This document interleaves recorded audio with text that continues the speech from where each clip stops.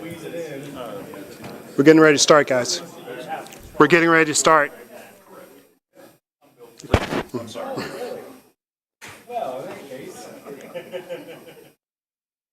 I don't have much of a voice.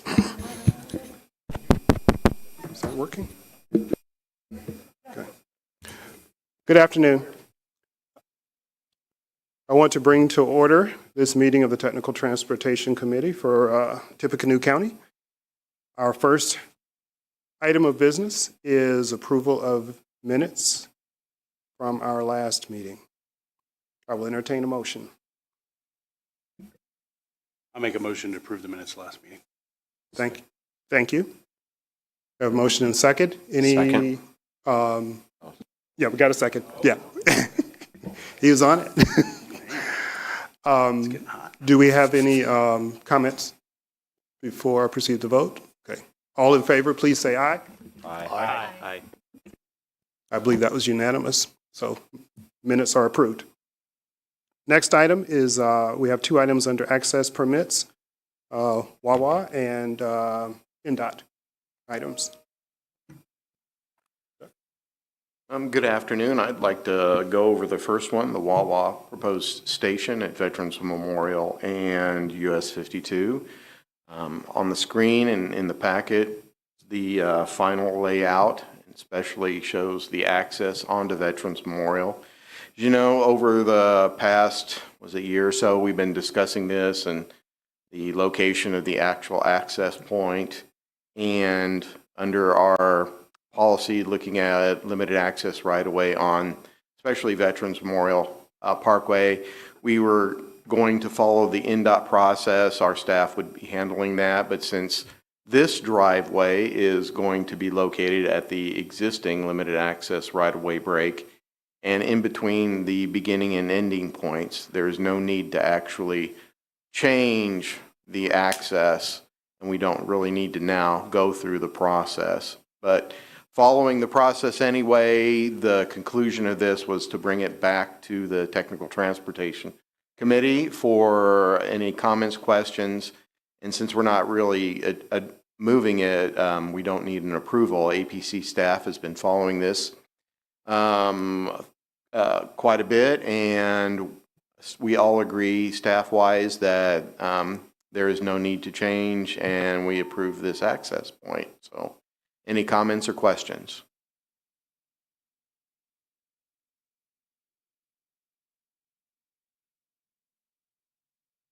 I think all minds are clear.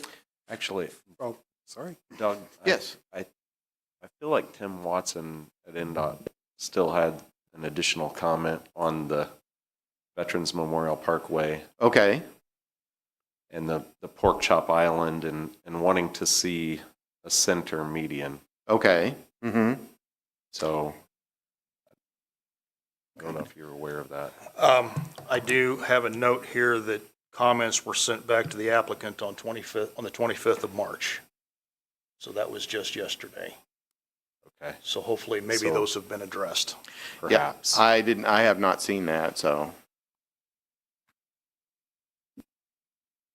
I know that was a comment that we had early on, but we were saying that that was part of what was being required of the developer to the north, and so we didn't necessarily require it, but I believe NDOT wanted to see that. So if it may be in their comments that they sent yesterday.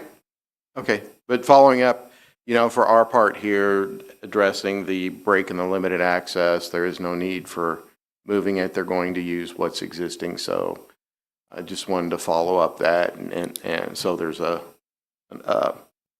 completion to this. So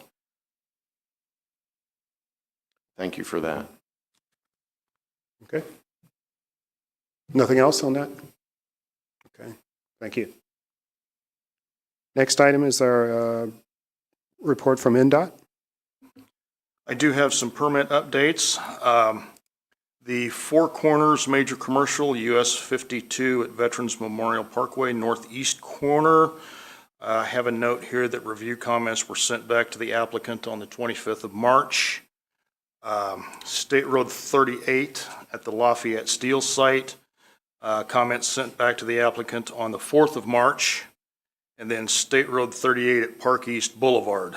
Comments were sent back on the 7th of March. Do we have any comments from the committee regarding those items, questions? Okay. All right, thank you. Next item is amendment to the tip. Doug, you're back at bat. Good afternoon again. Let me pull out my report.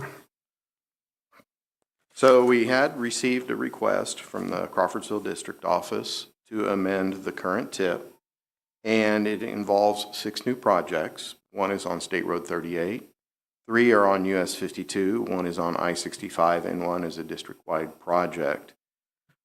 4 involves signal modernization, specifically 52 Ross Road, Teal Road, Dale Drive, and then there's various locations. For the 65 project, it's a pipelining project. These come up fairly regularly, especially north of State Road 43. And on State Road 38, it's a signal installation repair project, more or less appears to be a maintenance project. In the staff report, there's the specific details in terms of the location and the federal funds they are going to be used for it, the type of federal funds. The estimated year for that phase, most of them you see, is for construction. And just one side note that these already have been added to the information only section of the draft 2026 tip, so we don't have to go through this again when the 26 tip becomes official. So what we're asking for is your recommendation of approval to the policy board. Are there any questions or comments?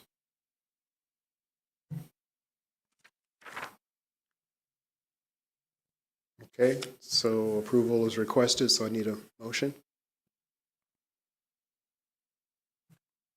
So moved. Do we have a second? Second. Okay. One more call as to whether there are any questions before I proceed with the vote. Appearing to be none, all in favor, please say aye. Aye. I believe that was unanimous again. Thank you. So you have your approval.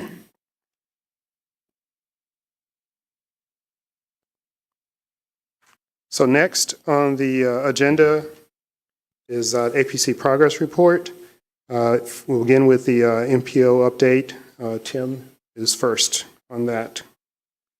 Yeah, so I kind of wanted to just give a quick update about what we call the Transportation Study Committee, which is one of the subcommittees of the APC itself. And so what we're doing with that committee is kind of starting the process for our Metropolitan Transportation Plan. And one of the first things that we always do for that plan is to establish some goals and objectives and performance measures. So the committee has had 1 meeting already, and a second meeting is scheduled for April 3rd. And what we kind of do with those is go over and discuss kind of the vision for the community, what we'd like it to look like. And so we've seen a couple things pretty clearly from that. One is that we do want to continue to maintain our focus on multimodal transportation. So that includes continuing to connect sidewalks and trails to make sure those sidewalks and trails and such go to destinations, including transit stops as well. City Bus, of course, has been a great partner for our community, and we want to continue that relationship well into the future. Additionally, there are some recommendations kind of about general economic development and those sorts of things that we'd kind of like to see to shape the community many years into the future. Again, the goals part, which is where we are now, is very, very high level. The next part that we need to get into is the objectives, which we'll get a little more in the weeds. And we'll really kind of clarify how we want to meet those broad brush goals. So that'll be, I think, where a lot of the heaviest lifting that committee does will happen. But part of the reason why I wanted to bring that to this committee is that because we have a good start on that, that means that it's getting to be time for us to start working with the LPA engineers to get some information on projects they would like to move towards those goals. Again, this is looking out very long term into the future. So we are going to discuss that a little bit at future meetings that won't necessarily be in this forum, but other meetings. So I just kind of wanted to give you guys a heads up of where we are in the process and let you know that you might be getting a little bit annoyed with some of the emails I'm going to be sending you in the next few months. So just wanted to give you guys a heads up on that. Things are moving along well. We've had some good input from staff on this so far, but it is kind of getting time to branch out and get some of our other technical experts and make sure that, you know, you guys have a chance to participate early in the process as well. And we will also be rolling out some public engagement, public participation stuff soon as well to go along with this. So of course you are all citizens as well as being technical experts. So when we roll those out, we'd love to have you give your input on those things too. All right. If there are no comments, I will proceed with the next item. Next, we have the draft TIP for 26 through 30, federal funding update, and then the 18-month letting list. Doug, all yours. Yes, we have them. Is that quick enough? No, just kidding. The first part I'd like to go to is going over the status of the draft TIP. It is moving along fairly well. Of course, it has been submitted to NDOT, Federal Highway, and FTA for their review. We have received comments back from both NDOT and Federal Highway, and very good that there were not as many as in previous years, and they were very minor and easily to address. FTA, or not FTA, but FHWA, sorry, did have one comment that wasn't quite clear, so we did ask for clarification. But for example, on both of their comments, they asked for the public participation process that we continue to document all of the comments that are submitted to us, make sure that's done throughout the development process, including through the approval. So we've submitted the comments back to NDOT, or our reply back to NDOT, and as working on or waiting for FHWA to give their clarification, but we have the other responses drafted. And we actually have updated the document to include everything that has been given to us, including the NDOT projects. We did receive a couple phone calls regarding the Transportation Improvement Program document. That's all documented in there. All of the meetings that we did these presentations have been documented in there. And then these projects for the TIP amendment that was recently passed earlier this month by the Policy Board, and these have already been included. So we're pretty up to date on it, and you can actually, if you're curious, actually see it online. We put it up there, so that's moving forward. We plan to present the draft document at the meeting next month, at this meeting next month, and start the actual adoption process. Any questions or comments? Okay, going on to our federal funding, you see the big checkbook here, so the status of all of our federal funds. A couple things I'd like to point out. The one under HSIP funding that's in basically a green color, that is the funding that we flex from Federal Highway to FTA. The STIP amendment for NDOT has been approved, and shortly after that we did request those federal funds be flexed or moved over to FTA, so that is done, and those funds are officially obligated. The next two items I'd like to mention, they are up in the STBG funding category. The funding for PE and CE for the Sagamore Parkway Trail, all the necessary documentation and agreements have been signed and submitted to NDOT. And we actually submitted the FEMAS, what they call the FEMAS request, to obligate those funds. They have been obligated. Regarding the last two projects, we are now waiting on the State Attorney General's office. And the information is in regards to the specific contract between NDOT and the LPA. So we have our fingers crossed that we will receive those back soon. The deadline that we have to obligate all of these funds mentioned below, April 24th. So Actually, we are working on a backup plan just in case, because we don't want to lose our funds. So I've already been in contact with others. So if it looks like we're not going to be able to obligate it, we do have Plan B. Any comments or questions? Going on to the 18-month letting list. Two-pager here. First thing I'd like to point out, projects 1 and 2, thanks for having that shown. One project is on US 52, a bridge deck overlay, and the other project is on State Road 25, also a thin deck overlay.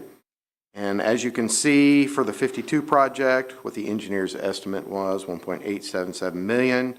The low bid was Superior, and the project was awarded. There were 2 bids. Likewise, for State Road 225 project, there were 2 bids, and it was awarded. Going back to page 1, actually excited for the letting in April on the 9th. That's the State Road 225 truss reconstruction and repair project. It is with this contract, there are 2 projects included in that. It's my understanding there's basically only one company in the Midwest that does this type of work. So we have our fingers crossed and hope they get good bids and this moves forward. Another kind of interesting note is on NDOT's webpage, you can find the construction plans for that. They also have all of the historic plans going back many, many years. So we did download all of that. So if there's any curiosity to see those, we can actually send them to you. So it's pretty interesting. Looking further down, 12 and 13, the projects, 9th Street, the first projects, going for that major reconstruction.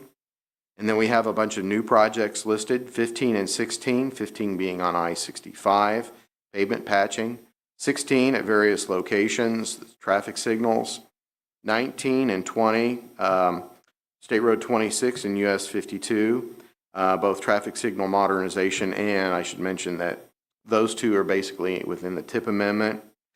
Jumping back to the project 16, that is the Vehicle and Emergency Preemption Project.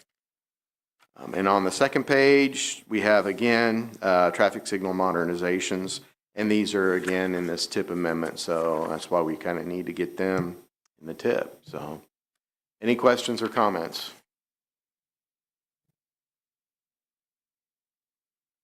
Okay, thank you very much. Thank you, Doug. Next item on the agenda is other business, and we do have an item that Tim will present. Yes, so this is a little bit different for us. Typically, we don't necessarily always get discussions like this early in the process. And we also did not receive communication about this item within our 48-hour time window to make it a normal agenda item.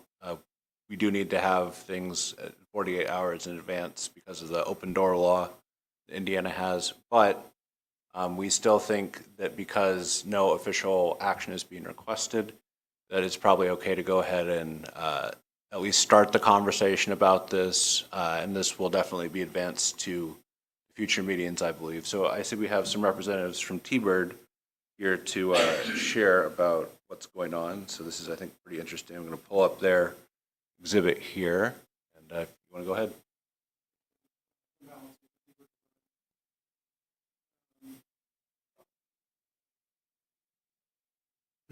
Sorry about that. Tim Ballancy for T-Bird Design. Thanks for taking me such short notice. I was actually kind of thinking it was going to be next month, but called Stu earlier this week, and he's like, "Yeah, just bring it." So, I'm here to kind of show the project itself is the West Lafayette Country Club, located on US 52. It's currently closed. I think they closed for the season. They're not going to reopen. What you see in front of you is kind of a preliminary conceptual type layout for roadways. The overall site's about 120 acres. There's probably 65 that's buildable, that's outside of the floodplain. So there's a significant amount of this property that's in the floodplain. So we're looking at just different options, and I don't really want to get too bogged down in some of the discussions on the floodplain stuff, but it's more about the entrance, trying to use the existing entrance and realizing that this is going to be a change of use one way or the other. I mean, this is currently a golf course that's either going to be, and it's zoned ag currently, so it's either going to be a change of use to an ag use, or it's going to be a change of use to a residential use. And right now we are just kind of going through iterations on layouts for the roadways. As far as lots and zoning requests, that's still kind of early, but if we were to go with an R1 development, you could probably see somewhere in that 130 lots in this area. And if we were to go a mixed use of an R1, R1A type use, then you could probably see somewhere in as many as 220, 230 lots. Realizing there's, going to have to probably be some work on 52. We are kind of investigating additional entrances to get to the site. We believe the entrance at 52 is currently above the floodplain. That we'll have to kind of go through that process to prove. But then we would have some fills within the floodplain itself, but that's, down the road a ways. But I really just wanted to kind of get some feedback.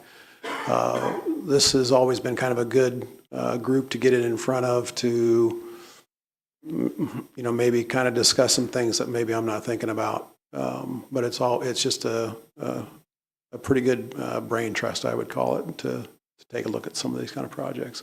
And NDOT's usually here at these meetings too, so that helps. So I just didn't know if anybody had any questions at all, or you can see, I realize this is still an early conceptual plan. There's really, we don't have a firm grip on exactly what we're going to do as far as the lots, the number of lots. Just because we're trying to figure, there's some terrain issues we've got to deal with, some wetland issues we've got to deal with, floodplain issues, entrance on 52, of course.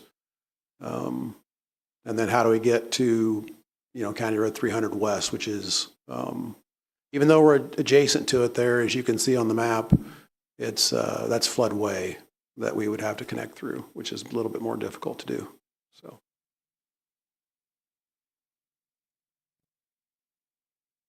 Yes, Stu, these will be all your roads. Can you elaborate on the stub, the northern end there? As far as the roadway? That would be Trying to get across. But that would be we don't have a definite location of where that entrance would be. We know that the floodplain on 300 is maybe a little bit hard to see on the roadway there, but it's the floodway and floodplain is kind of keeps us from getting to 300. So as we go to the north, that entrance, we can all of a sudden get connected to 300, but we would have to go through private property and figure out how to get access through private property.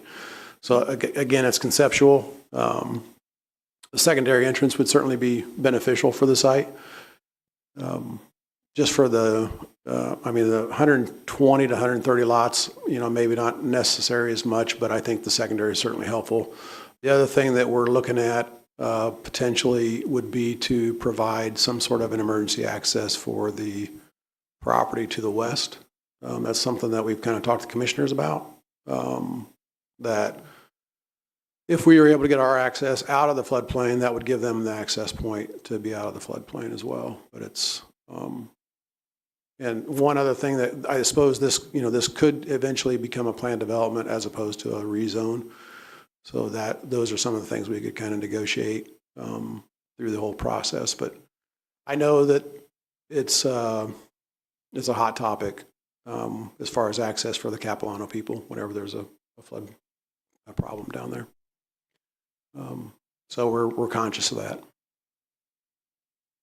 We actually tried to go through to the north, but we were a little late getting access through that north property. They did a planned development up there with private streets, and we couldn't get the the access to that point in time to get it to work out. But ideally, it would have been better if we could have gone through the subdivision to the north.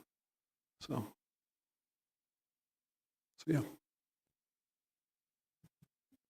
Have you been in contact with the Crawfordsville District Permits team at this point? Not yet. It's still, that'll be our next step. It's one of the things that we want to try to get in front of. And again, I thought, at least getting a preliminary, everybody kind of a preliminary look. At least Stu kind of indicated he'd like to see what was going on. And so that'll be our next step. And to actually go through the process of change of use for that particular access point. Okay. Because if you have any questions about the information that we're going to require or any questions about process, Right. We would be perfectly happy to set up a meeting to go over those items with Yeah, you. that'll definitely be one of our next steps. Again, we're Okay. the floodplain itself goes across 52, and so there's floodway on the south side of 52, and but there's kind of a peninsula right there with the bridge where this location is, where the actual highway itself we believe is above the floodplain, which we think we can make that connection point and make it a safe access point for the entire development. So that's kind of how we're thinking. But again, it'll depend upon what NDOT's the traffic analysis that we're going to have to do on that entrance and turn lanes and those kind of things that'll have to get constructed.